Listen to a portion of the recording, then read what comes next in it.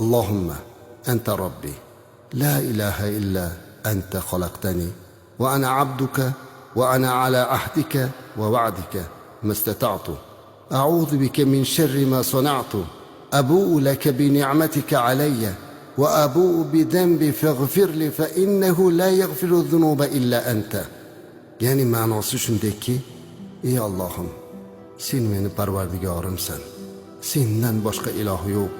Meni yaratding, xalq qilding va men seni qulingman, bandangman. Men senga bergan va'damda va senga bergan ahdimda qodir bo'lganimcha turibman. Qilgan narsalarimni yomonidan seni noming bilan panoh tilayman. Menga ato qilgan ne'matlaringga iqror bo'ldim va yana gunohlarimga ham iqror bo'ldim.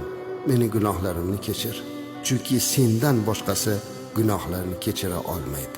Mana bu azizlar, sayyidul istig'for. Mana shu duoni ko'proq aytish kerak.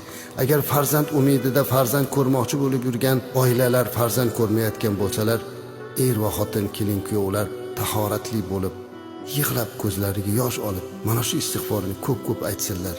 Inshaalloh Alloh ularga farzand ato qiladi. Va bu farzandlarining quvonchi bilan xonadoni fayz-u barakotga to'ladi. Qarzdorlar, bemorlar, hojatmandlar hammasi istig'for aytish kerak.